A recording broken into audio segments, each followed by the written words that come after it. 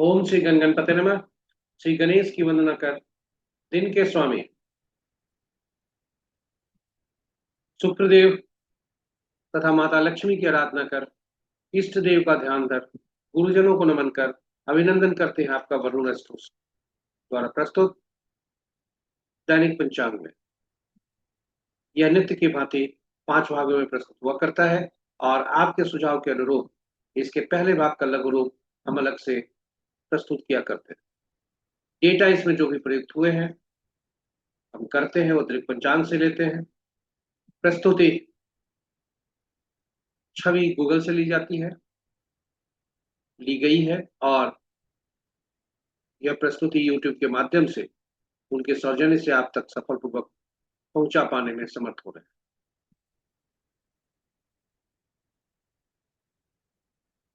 यह दैनिक पंचांग 5 भागों में और कुछ इसके जो विशेष अंग हैं उस पर अलग से भी प्रस्तुति हुई है, जैसे राहु काल का राहु कैलेंडर, 9 तारा चक्र अद्भुत पद्धति,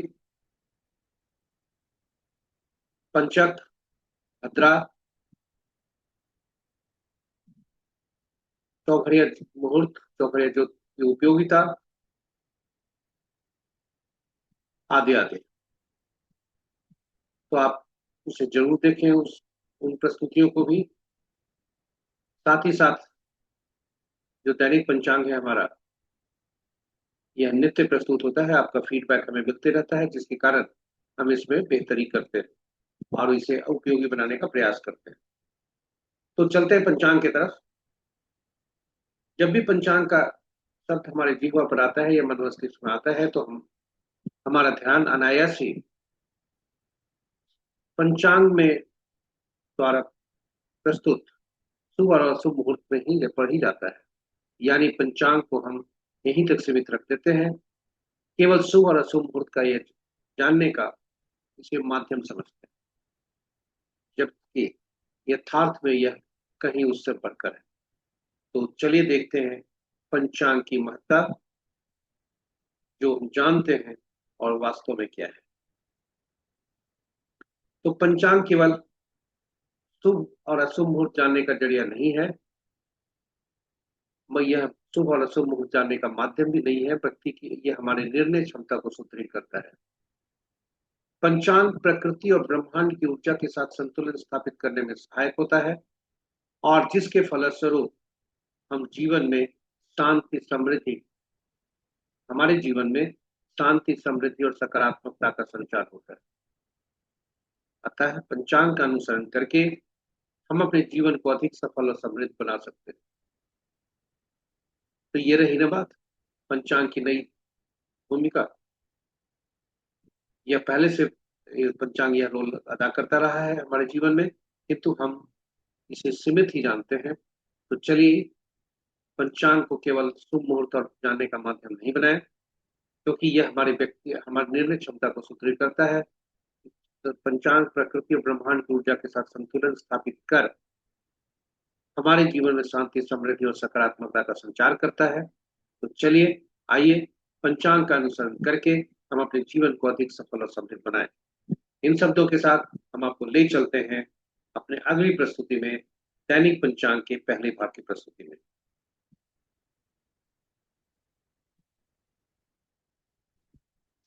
स्वागत है आपका दैनिक पंचांग के पहले भाग में। आज की तिथि 23 मई 2025, माह ज्येष्ठ, पक्ष कृष्ण, शाका संवत 1947 विश्ववसु, विक्रम संवत 2082 कलायुक्त और कलयुग का 5126वां वर्ष। सूर्योदय 5:01 पर, सूर्यास्त 6:32 पर, sunrise at 5:01 AM, sunset at 6:32 PM। दिशा सोल पश्चिम है। फिर भी इस दिशा में यदि यात्रा करने की बाध्यता हुई तो जौ का सेवन कर या दूध का सेवन कर यात्रा को सफल है। पंचांग के 5 अंग इस प्रकार। वार शुक्रवार, तिथि रात्रि के 10:29 तक एकादशी, उसके बाद द्वादशी, नक्षत्र अपराह्न 4:02 तक उत्तराभाद्रा, उसके बाद रेवती, योग संध्या 6:37 तक प्रीति, उसके बाद आयुष्मान और करण दिन के 11:54 तक बौ, तत्पश्चात रात्रि के 10:29 तक पालो, और उसके बाद कॉलम। तो ये रहे पंचांग के पांचों अंग। महत्वपूर्ण मुहूर्त में जाने के पूर्व भोलेनाथ को स्मरण कर जरा देखें कि उनका वे कहाँ पर वास है और क्या फल दे रहे हैं। तो भोलेनाथ जब तक एकादशी तिथि है, रात्रि के 10:29 तक, तब तक वे कैलाश पर हैं, जो सुखप्रद है, शुभ है। और तत्पश्चात वे वृषारूढ़ नंदी पर सवार होते हैं, जो अभिष्ट सिद्धि के लिए बहुत ही उपयुक्त है। तो ये रहे भोलेनाथ को नमन करते हुए, जय भोलेनाथ। हम आगे बढ़ते हैं महत्वपूर्ण मुहूर्त के शुभ मुहूर्त में।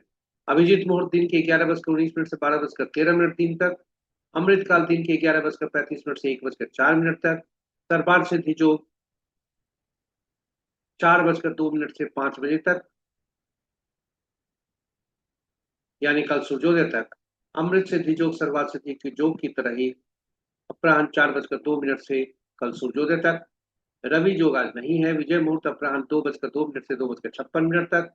गोधूली बेला संध्या 6:31 से 6:52 तक। निशिता मुहूर्त देर रात्रि 11:25 से मध्य रात्रि 0:07 तक। और अशुभ मुहूर्त में हम ये बताते चले कि रात्रि में किए जाने वाले पूजा पाठ, जब तक साधना, तंत्र मंत्र आदि के लिए निशिता मुहूर्त श्रेष्ठ हुआ करते हैं। अशुभ मुहूर्त में राहु काल 10:05 से 11:46 तक। इसका साप्ताहिक कैलेंडर हम अलग से, और इसकी उपयोगिता कहाँ पर सावधानी रहनी चाहिए, अलग से वीडियो हमने पोस्ट किया है राहु काल कैलेंडर पर। गुलिक काल प्रातः 6:42 से 8:24 तक। यमगंड अपराह्न 3:09 से 4:51 तक। वर्ज मुहूर्त देर रात्रि 2:55 से कल भोर 4:22 तक। भद्राज नहीं है। गंडमूल अपराह्न 4:02 से कल सूर्योदय तक। पंचक प्रातः 5:01 से कल सूर्योदय तक। और पंचक जो कि बुधवार को आरंभ हुआ है, वह शुभ है। तो ये रहे हमारे महत्वपूर्ण शुभ और अशुभ। ग्रहों की आकाशीय स्थिति को देखें, ग्रहों को गोचर को देखें, जो स्थानीय समय पटना के प्रातः 5 बजे का है। सूर्य चंद्रदेव कुंभ राशि से कल की स्थिति से, चंद्रदेव कल कुंभ राशि में थे, आज मीन राशि में आ चुके हैं। और वे नक्षत्र परिवर्तन कर शनि के नक्षत्र में ही आ चुके हैं। शेष ग्रह अपने पूर्ववत स्थिति में है, यानी सूर्य देव मेष वृषभ राशि में, चंद्रदेव को बता ही दिया, मंगल देव कर्क नीच राशि में, बुध देव अस्त होकर मेष राशि में। ये इनका राशि परिवर्तन आज दिन के 1 बजकर, दिन के अपराह्न में, आज 1:05 पर वे मेष राशि से वृषभ राशि में जाएंगे। बृहस्पति देव मिथुन राशि में पूर्वोत्तर की तरह, शुक्र देव पूर्वोत्तर की तरह मीन राशि में, शनि देव मीन राशि में, राहु देव कुंभ और सिंह में आंशिक रूप से। इनका पूर्ण रूपेण 29 मार्च को इस राशि में आएंगे। तो ये रहे मित्र राशि में 3 ग्रह, शत्रु राशि में 3 ग्रह, सम राशि में 3 ग्रह, बराबर बराबर। और सबसे ज्यादा ग्रह मित्र की बृहस्पति देव की राशि में है, 3 ग्रह हैं। और शेष ग्रहों की राशियों में एक एक ग्रह है। किसी भी ग्रह का राशि परिवर्तन आज नहीं है। तो ये रहे ग्रहों के राशि के अनुसार शक्ति। अंश के अनुसार देखें तो सूर्यदेव, चंद्रदेव, मंगल देव, शुक्रदेव तथा शनिदेव शक्तिशाली हैं। बुध देव और बृहस्पति देव थोड़ा सा कमजोर हैं, और राहु देव और केतु देव भी कमजोर की अवस्था में। नक्षत्रों के अनुसार यदि देखें तो मित्र नक्षत्र में 4 ग्रह, शत्रु नक्षत्र में 2 ग्रह, सम नक्षत्र में 1 ग्रह है, और स्व नक्षत्र में 2 ग्रह हैं, जो क्रमशः सूर्य और शनि देव है। स्वतंत्र ग्रह केतु, शुक्र, चंद्र, राहु हैं, क्योंकि इनके नक्षत्र में कोई भी ग्रह नहीं है। और इस प्रकार यदि देखें तो सूर्य देव, शनि देव और बुध देव, इनके नक्षत्रों में क्रमशः सूर्य देव के नक्षत्र में 3, शनि देव के नक्षत्र में 2 और बुध देव के नक्षत्र में 2 ग्रह। यानी 9 में से 7 ग्रह इन्हीं 3 ग्रहों के नक्षत्रों में है, और शेष मंगल देव के नक्षत्र में एक, और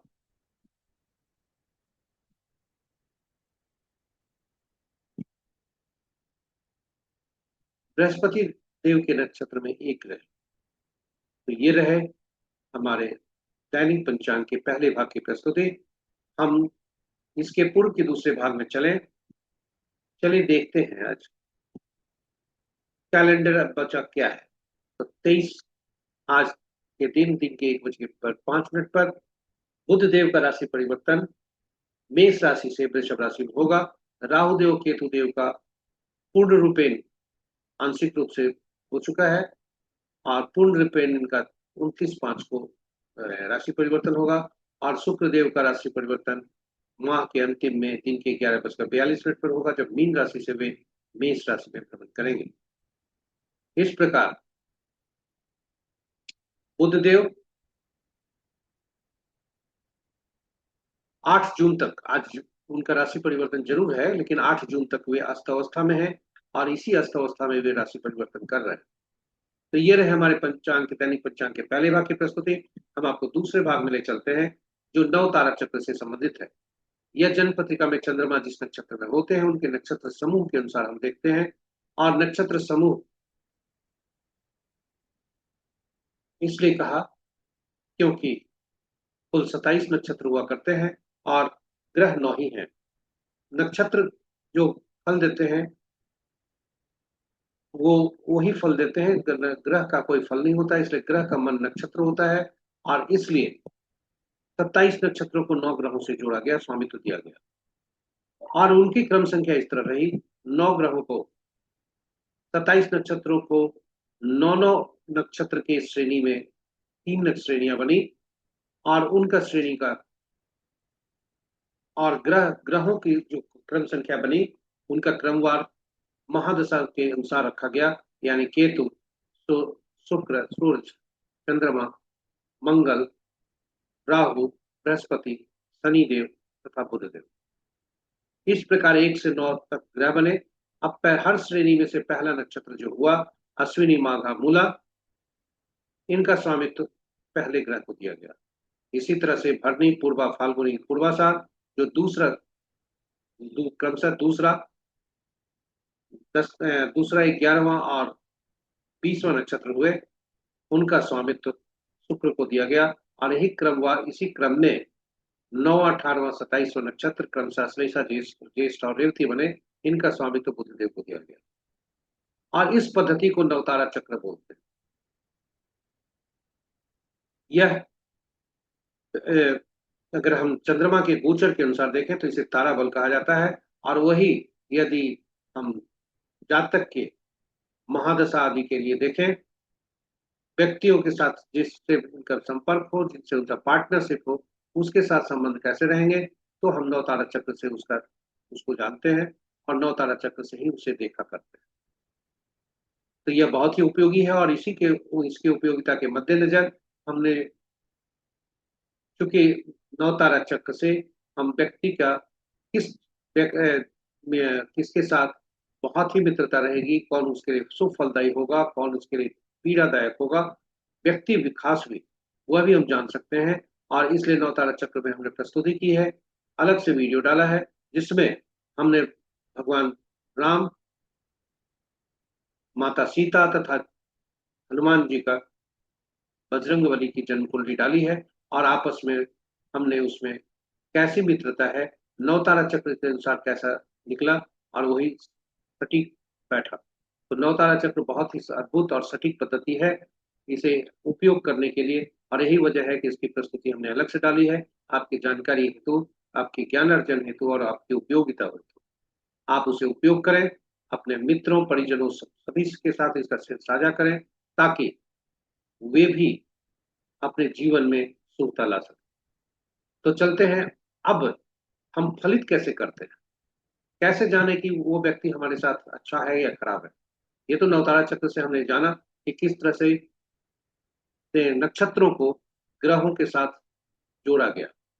फलित करते समय यह जरूर देखते हैं कि जन्म पत्रिका में चंद्रमा जिस नक्षत्र में हमारे हैं, उनके नक्षत्र समूह के स्वामी जो बने, गणना वहीं से आरंभ होती है। यानी वो पहला नक्षत्र, पहला ग्रह बनते हैं, और पहला ग्रह मिश्रित फल देता है। वहां से गणना आरंभ कर तीसरा, पांचवा और सातवां जो ग्रह बने, वे पीड़ादायक होते हैं। अगर नक्षत्र की भी गणना करें तो उसी तरह से होगी, लेकिन उसके चूंकि 27 नक्षत्र है, इसलिए याद करना मुश्किल होगा, क्योंकि के बाद फिर हम आगे बढ़ेंगे। और इसलिए सीधा नक्षत्रों को यदि हम जोड़ें कि नक्षत्र के स्वामी कौन कौन, नक्षत्र के स्वामी कौन ग्रह है, और इस टेबल से हम देख लें, ताकि उसके बाद हम फलित देखें तो हमारे लिए ज्यादा आसान है। और इसलिए पुनः बोलते हैं कि जन्म पत्रिका में चंद्रमा जिस नक्षत्र में होते हैं, उनके समूह के नक्षत्र स्वामी मिश्रित फल देते हैं। तो और वहां से गणना आरंभ कर तीसरा, पांचवा, सातवां नक्षत्र जो होते हैं, ग्रह होते हैं, वे पीड़ादायक होते हैं। अगर हम नक्षत्रों के साथ देखें तो 3 में 9 जोड़ दें 12वां, 5 में 9 जोड़ दें 14वां, 7 में 9 जोड़े 21वां, 16वां।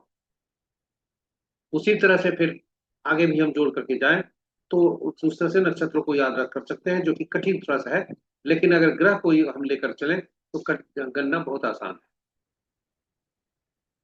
तो इस तरह से हम अपने जीवन में भी घटने वाली घटनाओं को, कि कौन से महादशा का हमारा अभी चल रहा है, अंतर्दशा कौन सा चल रहा है, और वे हमारे लिए क्या है, विपत्तिदायक है, प्रत्ययी है, नैधन्य है, या क्या है।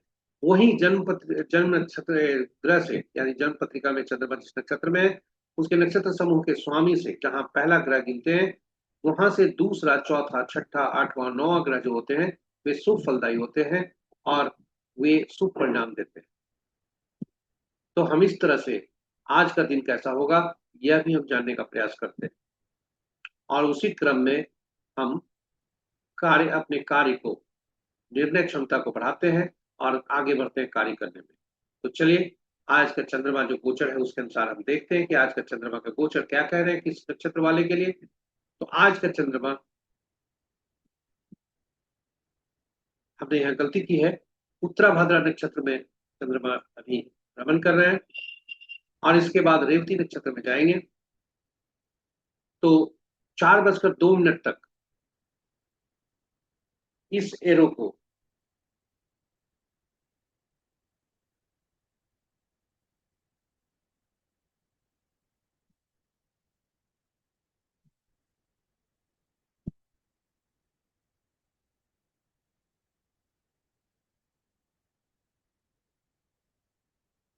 इस एरो को आप ऐसे पढ़ें,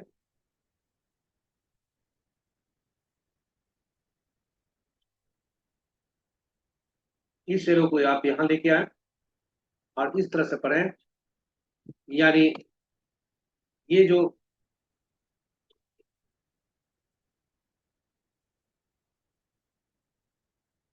इसको हम इससे जोड़ें और इसको इससे जोड़ें, तो चंद्रमा आज उत्तरा भाद्रपद नक्षत्र में है, और यहां से हम जोड़ते हैं हमारा जन्म किस नक्षत्र में हुआ है। मान लीजिए हमारा जन्म, हम लेकर चलते हैं कि हमारा जन्म रोहिणी नक्षत्र में हुआ है। तो रोहिणी नक्षत्र से यदि देखें तो प्रत्ययी में चंद्रमा हमारे हमारे लिए हैं, जो कि थोड़ा पीड़ादायक है।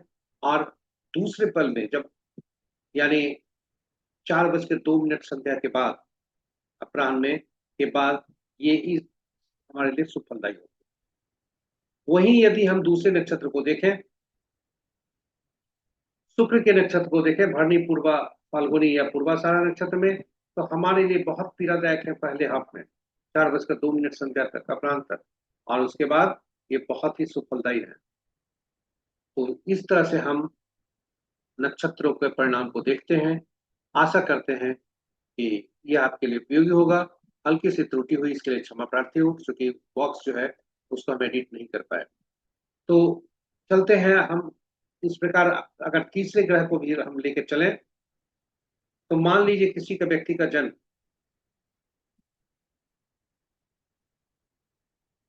पुनर्वसु, विशाखा या पूर्व भाद्रपद में हुआ है, तो इसका जो आरंभ का 4:02 तक का संपत है, उसके बाद विपद का है, थोड़ी समस्या है। वहीं यदि हम देखें किसी भी व्यक्ति का जन्म यदि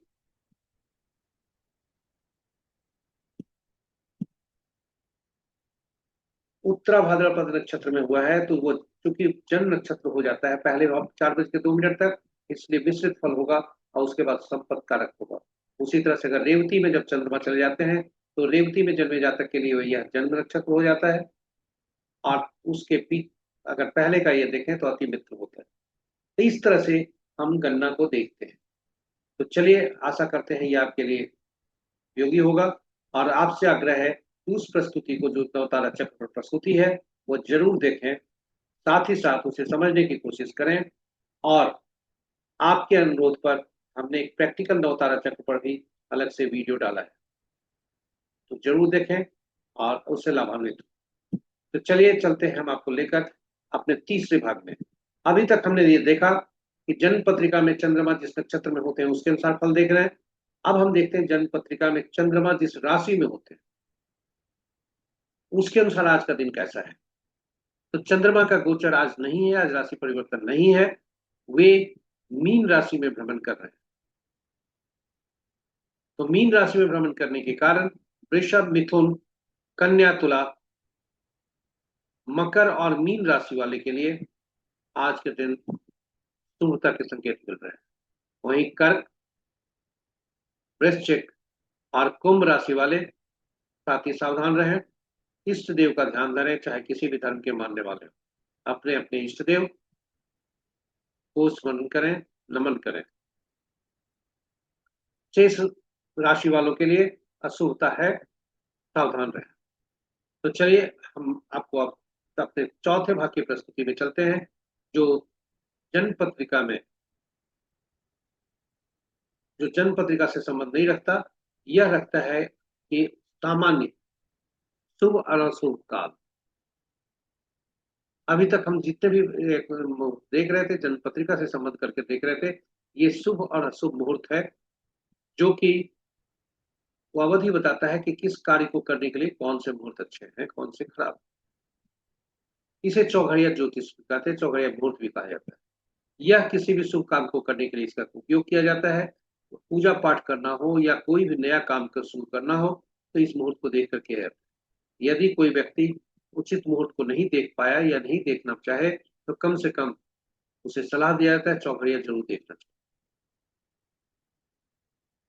तो चौघड़िया जो है, दिन के 8 चौघड़िया होते हैं, रात के 8 चौघड़िया होते हैं, किंतु साप्ताहिक दिन 7 ही होते हैं। इसलिए 7 दिनों से इनका संबंध रखकर 7 ही चौघड़िया का नामकरण हुआ। और पहला चौघड़िया जो भी होता है वही 8वां चौघड़िया वो करता है, दिन का भी रात का भी।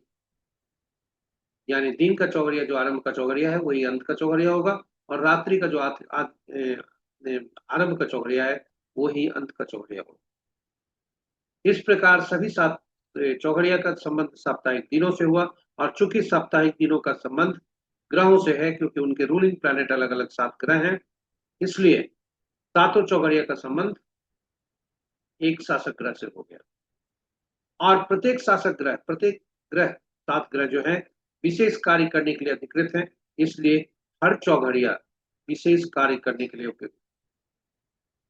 इसकी उपयोगिता इसी में, उस मुहूर्त में यदि काम किया जाए तो उस कार्य में सफलता की जो मात्रा है, जो परिणाम है और परिमाण है, वो बढ़ जाता है। तो इसमें केवल यह देखना जरूरी है कि जो हम चौघड़िया का उपयोग करने जा रहे हैं वह कहीं अशुभता से तो व्याप्त नहीं है। दिन का चौघड़िया वार वेला, काल वेला और राहु काल से ग्रसित हुआ करता है, और रात्रि का चौघड़िया काल रात्रि से ग्रसित होता है। कौन से चौघड़िया किस कार्य के लिए उपयुक्त है और चौघड़िया के बारे में पूरी जानकारी हमने चौघड़िया पर अलग प्रस्तुति करके डाला है, हिंदी और अंग्रेजी में। हिंदी में चौघड़िया की उपयोगिता और अंग्रेजी में यूटिलिटी ऑफ चौघड़िया है। जरूर देखें और उससे लाभ, उसको समझने की कोशिश करें।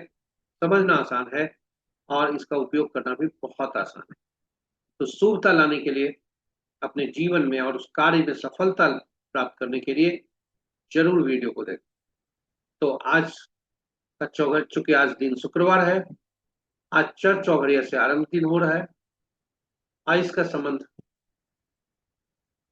सामान्य कार्यों से है जो कि शुभ।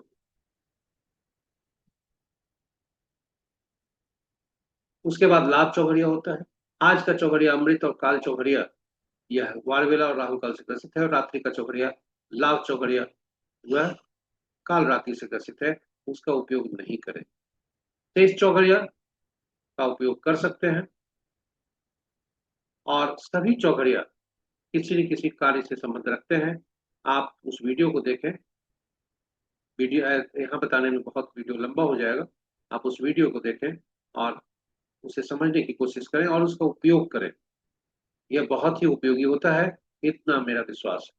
तो चलते हैं अगली प्रस्तुति में, अंतिम प्रस्तुति में।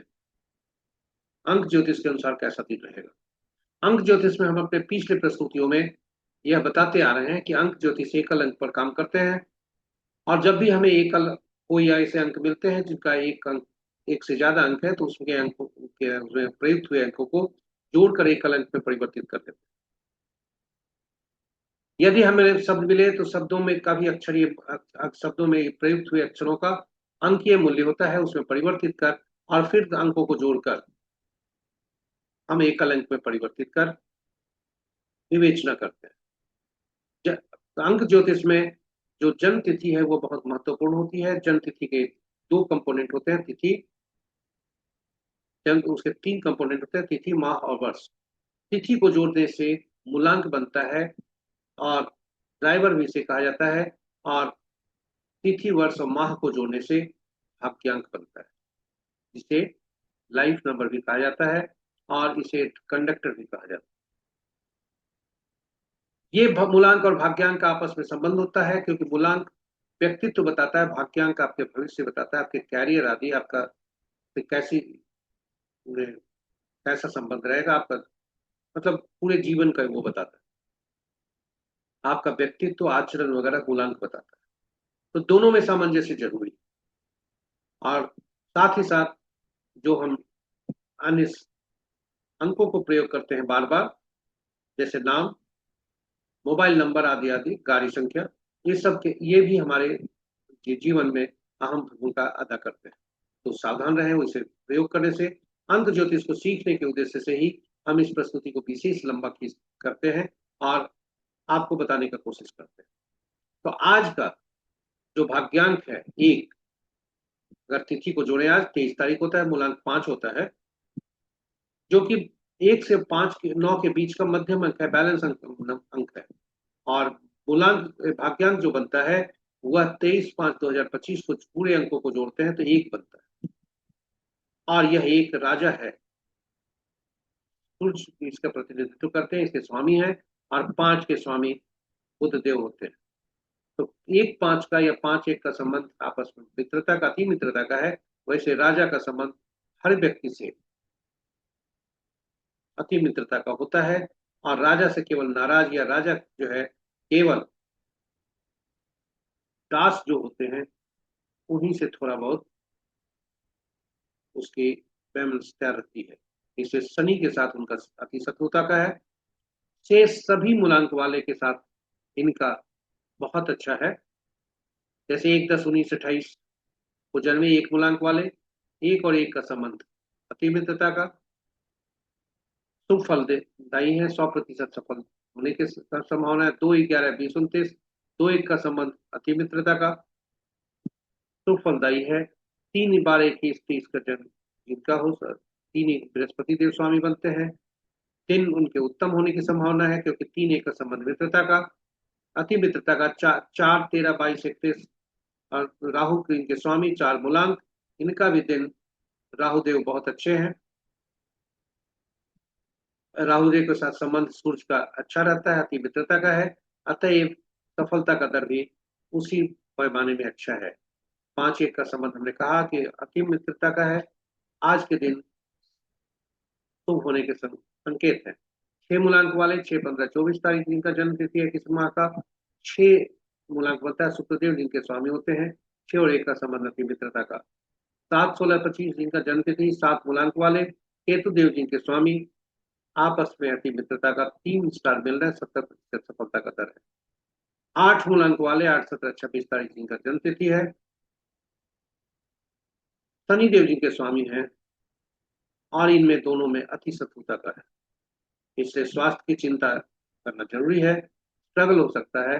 पुलिस आर्मी में जो व्यक्ति हैं वे सावधान रहें अस्त्र शस्त्र चलाने में, और साथ ही साथ अपने जो उनकी सेवा है उसे ठीक ढंग से अपना सेवा को करें, ताकि दिन में आप दिन की उत्तमता जो है उसमें बढ़ सके। हाँ, हेल्थ पर आप जरूर ध्यान दें। मंगल देव जी के स्वामी बनते हैं 9 मूलांक वाले। 9/18/27 जिनकी जन्मतिथि है। एक राजा, 9 सेनापति। स्वाभाविक है सेनापति का संबंध बहुत अच्छा रहेगा राजा से। राजा का भी संबंध सेनापति से अपनी मित्रता का होता है। 4.5 स्टार मिल रहे हैं। 50% सफलता का दर है, क्योंकि 50% क्यों सक्सेस रहेगा, दिन की सफलता अच्छी है, लेकिन 50% सफलता ही क्यों, क्योंकि राजा के सामने सेनापति को अपनी पूरी क्षमता नहीं दिखा सकता, अपने क्रोध को काबू में रखता है। तो ये रहे दैनिक पंचांग के हमारे अंतिम प्रस्तुति। आप हमसे बने रहे इसके लिए आपको कोटि कोटि धन्यवाद। आशा करते हैं ये प्रस्तुति आपके लिए उपयोगी होगा। यदि पहली बार हमारी प्रस्तुति को देख रहे हैं तो आप हमारे चैनल को सब्सक्राइब करें, तथा नियमित हमारे जो दर्शक हैं उनसे अनुरोध है कि आप साझा जो कर रहे हैं साझा करते रहें अपने मित्रों परिजनों स्वजनों के बीच में, ताकि उनके जीवन में अत्यधिक शुभता आए और आपके जीवन भी समृद्धशाली और सफल हो। इन शब्दों के साथ आपसे अंत में अनुरोध है फीडबैक जरूर दें, ताकि हम अपने प्रस्तुति को और बेहतर बना सकें और उपयोगी बना सकें, और आप तक आपके लिए यह अति उपयोगी हो। इन्हीं शब्दों के साथ हम विदा लेते हैं। शुक्रदेव तथा माता लक्ष्मी की कृपा आप पर बनी रहे। आज का दिन शुभ ही नहीं अति शुभ हो। इन्हीं शब्दों के साथ हम विदा लेते हैं। जय शुक्रदेव, जय माँ लक्ष्मी।